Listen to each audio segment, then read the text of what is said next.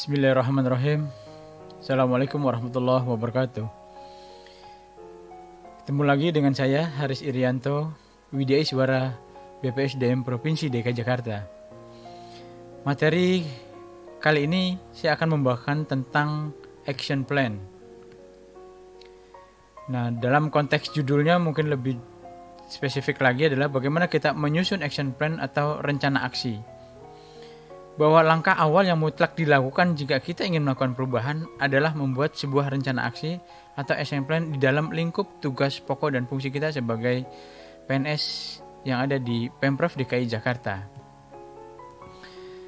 Bapak dan Ibu, definisi action plan adalah inisiatif strategis yang merupakan langkah-langkah atau tahapan-tahapan strategis yang dilakukan oleh organisasi atau perusahaan dalam rangka mewujudkan sasaran strategisnya. Nah, dalam konteks action plan sendiri merupakan aktivitas kerja baru yang belum pernah dilakukan sebelumnya. Artinya ada sebuah terobosan atau inovasi-inovasi yang kita lakukan untuk mempermudah dalam kita bekerja, dan ada hal-hal lain seperti misalnya mempercepat, terus juga membuat pekerjaan kita lebih efektif maupun lebih efisien. Nah, action plan juga bisa berupa program improvement yang belum pernah dilakukan sebelumnya untuk mengatasi kelemahan sistem yang ada. Ya, berkaitan dengan misalnya sebuah aplikasi, sebuah teknologi yang perlu dilakukan pembuatan baru atau pengembangan aplikasi yang ada. Nah, Bapak dan Ibu, yang kedua adalah berkaitan dengan tujuan action plan itu sendiri. Yang pertama, kita dapat mengidentifikasi apa-apa saja yang harus kita lakukan. Ya, misalnya berkaitan dengan isu-isu strategis yang ada di lingkup kita. Nah, kita juga bisa identifikasi di sana. Terus kedua, kaitannya dengan menguji dan membuktikan sebuah data-data yang update ataupun data-data pendukung. Misalnya, sasaran atau target yang dapat dicapai sesuai dengan waktu yang telah kita tuliskan dalam time schedule. Terus juga adanya sebuah kemampuan untuk mencapai target. Artinya tidak hanya ngawang-ngawang, tetapi bahwa sebuah action plan itu bisa dicapai dalam waktu tertentu. Terus selanjutnya adalah tersedianya sumber daya yang dibutuhkan, ya, baik sarana prasarana, baik metodenya, baik sumber daya manusianya, baik materialnya dan measurement dan lain sebagainya. Terus selanjutnya bahwa informasi ataupun data yang dibutuhkan itu benar-benar menjadi dukungan tercapainya sebuah target atau sasaran yang dapat diperoleh. Nah, yang terakhir adalah dalam menguji dan membuktikan berkaitan dengan data, terdapatnya alternatif-alternatif yang harus diperhatikan. Misalnya alternatif dalam sebuah solusi-solusi yang akan dilakukan. Nah, tujuan action plan yang ketiga adalah memudahkan komunikasi antar masing-masing unit dalam organisasi. Artinya seluruh stakeholder di sana itu bisa melakukan sebuah komunikasi lebih intens sehingga bahwa apa yang kita lakukan itu sangat bermanfaat buat seluruh elemen-elemen atau instrumen yang ada di lingkungan kerja kita. Nah, yang terakhir dari tujuan action plan itu sendiri adalah bagaimana sebuah action plan ini bisa mensupport pegawai, ya, diri kita ataupun organisasi, atau lebih luasnya adalah stakeholder lain di dalam sebuah organisasi dalam pencapaian tujuan target organisasi. Bapak dan Ibu, selanjutnya ada kriteria action plan, bahwa action plan itu harus smart, ya, tidak hanya smart tapi harus ada challenging-nya. Jadi ada smart say. Nah, artinya apa? Bahwa kriteria itu harus spesifik, bisa diukur, terus juga ada measurable, achievable, ada realistic, time bound, dan challenging. Nah, yang menjadi sebuah program action plan itu sendiri adanya sebuah tantangan yang memang benar-benar diperlukan untuk bisa mencapai itu. Tidak hanya rata-rata air, tetapi harus ada tantangan yang benar-benar kita sedikit effort untuk bisa meraih itu. Nah, dalam konteks alur pikir barangkali kita perlu juga membuat sebuah bisnis proses. Nah, berkaitan dengan input apa aja? Nah, ini bisa berkaitan dengan SDM, bisa berkaitan dengan anggaran gitu ya. Terus juga ada isu-isu aktual yang ada di lingkungan kita. Terus juga ada sebuah proses. Nah, dari proses ini kita menemukan sebuah masalah-masalah yang dihadapi. Nah, nanti kita akan lihat nih dalam untuk menentukan sebuah output. Nah, dalam konteks output itu kita bisa melihat sebuah gap-nya. Nah, outputnya apa? Misalnya, apakah adanya sebuah optimalisasi dalam sebuah kegiatan, atau juga ada sebuah akselerasi. Nah, dari contoh misalnya akselerasi ada rencana dan ada realisasi. Nah, perbedaan antara rencana dan realisasi ini yang kita sebut dengan gap. Sehingga perlunya sebuah optimalisasi, perlunya sebuah akselerasi, atau juga perlunya sebuah inovasi atau terobosan-terobosan baru. Nah, selanjutnya adalah unsur dari action plan. Yang pertama adalah siapa yang menjadi pemangku kepentingan di dalam kita membuat action plan. Terus juga apa yang perlu dirubah. Terus berkaitan dengan waktu, kapan kita akan melakukan itu. Terus juga di mana lokasinya, apakah di lingkup kerja kita yang lebih kecil atau menengah atau yang lebih luas. Terus juga bagaimana strateginya sehingga kita bisa melakukan itu. Terus yang lebih penting dalam sebuah unsur action plan ini adalah berani untuk berubah. Ya, terkait dengan sikap mental kita, apakah kita ingin melakukan terobosan atau inovasi atau rata-rata air. Nah, Bapak dan Ibu, berkaitan dengan pemetaan perbedaan antara pekerjaan rutin dan action plan. Bahwa pekerjaan itu bisa kita kategorikan ke dalam sebuah pekerjaan rutin atau harian, juga kita bisa dengan sebuah action plan. Ya, artinya ada sebuah program perbaikan, baik itu dalam konteks yang paling sederhana ataupun dalam konteks yang sebuah sistem atau mekanisme, sehingga kita perlunya perbaikan-perbaikan. Nah, yang bisa dilakukan mungkin dalam konteks pekerjaan rutin, bagaimana mengatasi masalah sehari-hari berkaitan dengan problem solving atau corrective action. Nah, terus yang kedua adalah bagaimana juga melakukan pekerjaan langsung, direct operating, misalnya meeting dengan klien, menjual produk, mengoperasikan mesin, membuat laporan, melakukan koordinasi, konsultasi, dan lain sebagainya. Terus juga melakukan pekerjaan koordinasi dan monitoring. Nah, beda dengan yang kita sebut dengan action plan. Bahwa action plan ini bukanlah sebuah pekerjaan sehari-hari. Action plan merupakan pekerjaan yang bersifat strategi, yang melakukan perbaikan atau memperbaiki sistem. Sehingga ada sebuah terobosan-terobosan baru yang kita lakukan di dalam konteks tadi yang sejak awal saya sampaikan, apakah itu menjadikan lebih efektif, efisien, atau lebih mudah, lebih cepat, dan lain sebagainya. Selanjutnya Bapak dan Ibu, dalam langkah-langkah membuat action plan itu perlu dilakukan misalnya kemana kita akan dalam mencapai tujuan. Ya, tahu tujuannya kemana. Terus yang kedua adalah action plan ini harus spesifik gitu ya. Misalnya apakah tadi contohnya mau optimalisasi, mau peningkatan, mau akselerasi, ataupun mau sebuah inovasi. Terus juga buat milestone yang secara terukur, artinya ada waktu. Terus juga ada siapa aja yang di dalamnya. Nah ini. Terus yang selanjutnya adalah membuat daftar terkait dengan aktor-aktor yang terlibat di dalam sebuah action plan ini. Terus juga adanya pembagian job desk. Artinya ada pecah tugas dari yang besar menjadi yang kecil. Terus juga kita buat timeline-nya. Kapan akan dilakukan, jam berapa akan dilakukan, itu lebih jelas. Terus juga ada penjelasan representasi secara visual. Sehingga yang melaksanakan itu bisa benar-benar mengerti apa yang akan diharapkan. Terus juga ada jadwal pencapaian yang telah kita lakukan.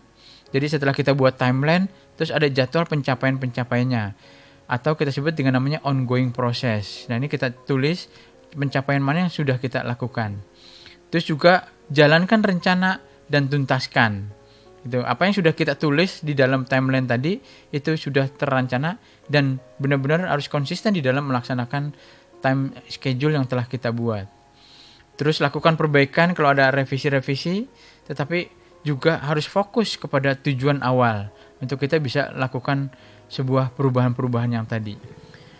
Nah, ada beberapa konteks misalnya berkaitan dengan roadmap gitu ya. Bahwa yang pertama kita lakukan juga mungkin bisa dilakukan sebuah analisis situasi. Ya, isu aktual apa yang ada di lingkup kita gitu. Nah, itu kita bisa juga lakukan sebuah riset kecil dengan melempar melalui Bitly atau Google Form untuk kita bisa mendapatkan isu-isu aktual yang terjadi di lingkungan kita. Terus juga kita melibatkan seluruh stakeholder yang ada di kita, baik dalam konteks yang lebih kecil ataupun baik yang konteks yang lebih besar. Terus juga adanya problem statement, artinya ada perubahan atau inovasi apa yang akan kita lakukan. Nah, terus juga yang keempat adalah complication, artinya hambatan atau dampak apa kalau seandainya inovasi-inovasi atau terobosan baru ini kita tidak lakukan. Sehingga baik itu internal maupun eksternal. Terus juga perlu kita namanya scoping, itu ya, dalam konteks yang sederhana mungkin, ya. Apakah misalnya dalam skop yang lebih kecil, menengah ataupun jangka panjang. Terus juga ada faktor atau indikator dalam konteks kunci keberhasilan. Ini menjadi penting. Indikator apa di dalam pencapaian-pencapaian yang akan kita lakukan. Itu bisa tertulis. Apakah terwujudnya, apakah tersedianya, tersusunnya, atau lain sebagainya. Nah, berkaitan dengan bagaimana cara kita menentukan isu, itu ada beberapa cara. Yang pertama adalah berkaitan dengan media scanning. Ya, bahwa sebuah media scanning ini adalah bagaimana kita bisa mencari informasi terkait isu dari berbagai media atau sumber-sumber yang valid, gitu ya. Banyak apakah melalui Google atau melalui referensi yang lain. Terus yang kedua adalah pendekatannya dengan existing data. Itu bagaimana kita bisa mengumpulkan data-data baik dari survei atau polling lembaga yang secara resmi terkait dengan isu yang akan kita bahas. Terus juga yang ketiga adalah knowledgeable others, adalah pendapat-pendapat dari para ahli atau pejabat-pejabat yang terkait di dalam bidang atau isu yang akan dianalisis. Terus yang kelima adalah public and private organization, misalnya bagaimana juga kita bisa melihat sebuah organisasi yang terkait dengan isu yang akan dibahas. Banyak contoh-contoh yang bisa kita cari dan kita bisa juga browsing. Terus juga ada yang terakhir adalah public at large, adalah sebuah masyarakat yang peka terhadap suatu isu tertentu sehingga bisa kita lakukan sebuah adopsi dari hal-hal yang telah mereka lakukan. Terus selanjutnya bahwa dalam konteks isu scanning ini kita mulai dengan namanya APKL, ya, dalam menentukan isu atau core issue. Nah, metode APKL ini kita sebut dengan namanya aktual A-nya. Artinya bahwa isu atau pokok persoalan sedang terjadi atau akan terjadi dan sedang menjadi pembicaraan orang banyak. Terus selanjutnya P adalah problematik. Artinya isu yang menyimpang dari kondisi yang seharusnya. Artinya standar ketentuan yang menimbulkan kegelisahan yang perlu dicari penyebab dan pemecahannya. Terus yang ketiga adalah kekhalayakan. Artinya bahwa isu yang secara langsung menyangkut hajat hidup orang banyak. Nah, sedangkan kelayakan atau L, layak, artinya isu yang bersifat logis dan patut dibahas sesuai dengan tugas dan tanggung jawab kita. Nah, dalam menganalisa APK ini bisa menggunakan rentang nilai matriks, gitu ya. Biasanya kita pakai dengan skala Likert. Nah, kita menentukan mana yang paling tinggi skornya, berarti isu tersebut menjadi bersifat mendesak untuk segera dicari penyelesaiannya. Nah, misalnya juga ada dampak dari isu-isu apabila yang kita pilih tersebut tidak dapat diselesaikan. Nah, metode Fishbone digunakan untuk mengidentifikasi masalah yang menyebabkan terjadinya hal-hal yang tadi, isu-isu tersebut. Misalnya penurunan kompetensi, atau menurunnya tingkat kepuasan publik, dan lain sebagainya. Nah, kita lihat dalam analisis isu menggunakan metode Fishbone atau tulang ikan, biasanya yang kepala ikannya selalu berkonotasi negatif. Contoh misalnya kurangnya kompetensi PNS di dalam melaksanakan pekerjaan. Nah, di dalam konteks tulang ikannya sendiri itu kita bisa pakai teori manajemen 6M gitu ya. Misalnya man, money, method, material, machine, measurement. Contohnya apa sih man? Misalnya rendahnya kompetensi. Terus ada lagi metode, misalnya bagaimana penguatan di dalam kompetensi itu ternyata memang tidak dilakukan.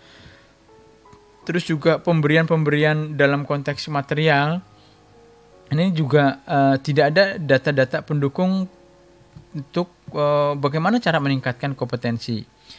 Terus juga berkaitan dengan referensi itu sendiri. Terus juga misalnya bagaimana berkaitan dengan peningkatan kompetensi baik secara individu ataupun secara organisasi. Nah, selanjutnya juga kita bisa menentukan dalam metode Fishbone, kita turunin lagi dalam penetapan prioritas penyebab masalah. Dengan apa? Yaitu untuk menentukannya skala prioritas masalah dilakukan dengan analisis USG.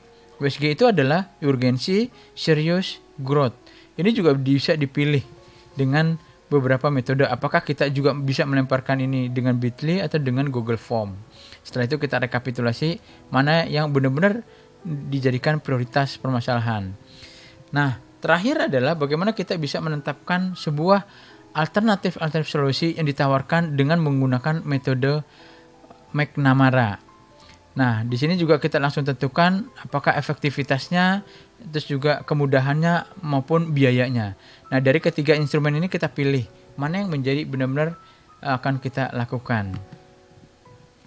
Nah, selanjutnya adalah berkaitan dengan setelah kita sudah menentukan itu, mungkin ada beberapa hal yang bisa dibuat dengan contoh yang berikut ini berkaitan dengan sistematika penulisan action plan. Nah, ini tertulis di dalam paparan saya. Mungkin Bapak dan Ibu bisa menggunakan contoh sistematika penulisan yang paling sederhana yang bisa kita buat. Nah, ini biasanya kita pakai sistematika seperti ini dengan Arial 12, spasi 1,5, ukuran kertasnya A4, terus juga nanti bisa mengirimkan emailnya setelah kita melaksanakan tugas-tugas ini, dan setelah itu kita bahas bersama untuk dilakukan pendalaman materi dari action plan itu sendiri dari para peserta. Demikian yang dapat saya sampaikan. Mohon maaf atas segala penjelasan saya. Untuk itu kalaupun ada yang ingin ditanyakan, monggo silahkan bisa hubungi saya di 0817 650 7169. Terima kasih atas perhatiannya, terima kasih atas kerjasamanya. Salam sehat dan salam tangguh. Billahi taufiq wal hidayah. Assalamualaikum warahmatullahi wabarakatuh.